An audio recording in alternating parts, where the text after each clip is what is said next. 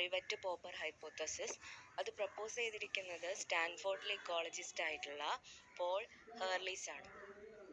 ഇദ്ദേഹം എന്താണെന്ന് വെച്ചാൽ നമ്മുടെ ഇക്കോസിസ്റ്റത്തെ ഒരു എയ്റോപ്ലെയിനുമായിട്ടാണ് കമ്പയർ ചെയ്യുന്നത്.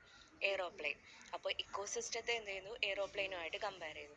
ഒരു എയ്റോപ്ലെയിനിൽ പല ഭാഗങ്ങളുണ്ടായിരിക്കുമല്ലോ. അതിൻ്റെ വിങ്സ് ഉണ്ടായിരിക്കും, അതിൻ്റെ ആ ടെയിൽ ഭാഗത്തായിട്ടുള്ള പല പാർട്സ് ഉണ്ടായിരിക്കും. ഓരോ പാർട്സും അതുപോലെ തന്നെ അതിൻ്റെ ഡോറൊക്കെ ഓരോ ഭാഗവും എന്ത് ചെയ്യും, അതിൽ അറ്റാച്ച് ചെയ്തിരിക്കുന്ന ആണികൾ കൊണ്ടല്ലേ, അതിനെയാണ് റിവറ്റ്സ് എന്ന് പറയുന്നത്.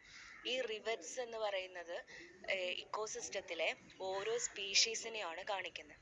അപ്പോൾ എന്താണ്, ഈ ഹൈപ്പോത്തസിസിൽ ഇക്കോസിസ്റ്റത്തെ കമ്പയർ ചെയ്തിരിക്കുന്ന എയ്റോപ്ലെയിനുമായിട്ടും അതിലെ ഓരോ എയ്റോപ്ലെയിനിലെ ഓരോ ആണിയും കമ്പയർ ചെയ്തിരിക്കുന്ന സ്പീഷീസുമായിട്ടാണ്. അപ്പോൾ അങ്ങനെയുള്ള ഒരു എയ്റോപ്ലെയിനിൽ ഇപ്പോൾ ഇങ്ങനെ സഞ്ചരിക്കുന്ന കുറേ പാസഞ്ചേഴ്സ് എയ്റോപ്ലെയിനിൽ സഞ്ചരിക്കുമല്ലോ. അപ്പോൾ ഓരോരുത്തർ ഇങ്ങനെ യാത്ര ചെയ്യുന്ന സമയത്ത് ഇങ്ങനെ ഓരോരുത്തർ യാത്ര ചെയ്യുമ്പോൾ എന്ത് ചെയ്തു, ഇറങ്ങിപ്പോകുന്ന സമയത്ത് ഓരോ ആണി ഇങ്ങനെ പറിച്ചു കൊണ്ടുപോയി എന്ന് വിചാരിക്കാം.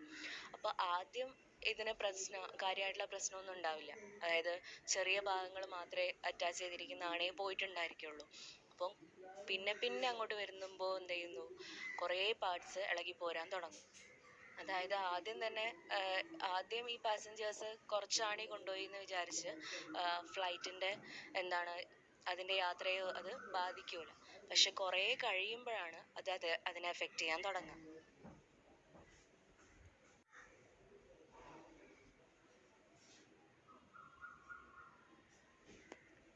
പിന്നെ കുറേ കഴിയുമ്പോൾ എന്ത് സംഭവിക്കും, ഏത് ഭാഗത്തുള്ള ആണിയാണ് റിമൂവ് ചെയ്തതെന്നുള്ളത് വളരെ ഇമ്പോർട്ടൻ്റ് ആയിരിക്കും.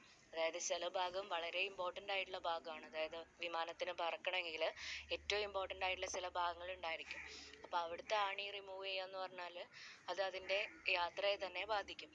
അപ്പോൾ ഇവിടെ ആ വിങ്സ് ആണ് പ്രധാനപ്പെട്ട ഭാഗമായിട്ട്. അതായത് വിമാനത്തിന് പറക്കണമെങ്കിൽ എന്ത് വേണം, ചിറകുകൾ വേണം.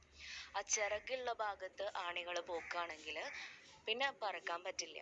അപ്പോൾ ഈ ചിറകിൻ്റെ മുകളിലുള്ള ആണികളെ നമ്മുടെ ഈ സയൻറ്റിസ്റ്റ് കമ്പയർ ചെയ്തിരിക്കുന്നത് കീ സ്പീഷീസുമായിട്ടാണ്. അതായത് നമുക്കറിയാം, ഓരോ ഇക്കോസിസ്റ്റത്തിൽ ഓരോ കീ സ്പീഷീസ് ഉണ്ട്.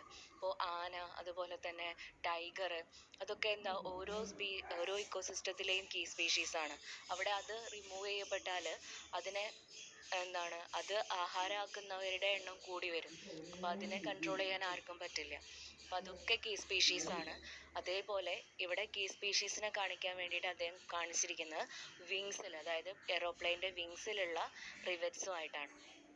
അപ്പം പറയുന്നത് എന്താണെന്ന് വെച്ചാൽ, വിങ്സിലുള്ള ആണി പോക്കുന്നത് വളരെ ഡേഞ്ചർ ആയിട്ടുള്ള കാര്യമാണ്. എന്തുമായിട്ട് കമ്പയർ ചെയ്യുമ്പോൾ നമ്മളിപ്പോൾ സീറ്റിലുള്ള ആണിയൊക്കെ പോക്കുകയാണെങ്കിൽ പിന്നെയും കുഴപ്പമുണ്ടാവില്ല വിമാനം യാത്ര ചെയ്യണമെങ്കിൽ. അപ്പോൾ ഈ ഹൈപ്പോത്തസിസിൽ പ്രധാനമായിട്ടും 3 കാര്യം ശ്രദ്ധിക്കണം. സ്പീഷീസിനെ കമ്പയർ ചെയ്തിരിക്കുന്നത് ആണി റിവറ്റ്സുമായിട്ടാണ്. ഇക്കോസിസ്റ്റത്തെ കമ്പയർ ചെയ്തിരിക്കുന്നത് ഒരു ഫ്ലൈറ്റ്, അതായത് എയ്റോപ്ലെയിനുമായിട്ടാണ്. പിന്നെ കീ സ്പീഷീസിനെ കമ്പയർ ചെയ്തിരിക്കുന്നത് വിങ്സിലുള്ള ആണികളുമായിട്ടാണ്, വിങ് റിവറ്റുമായിട്ടാണ്.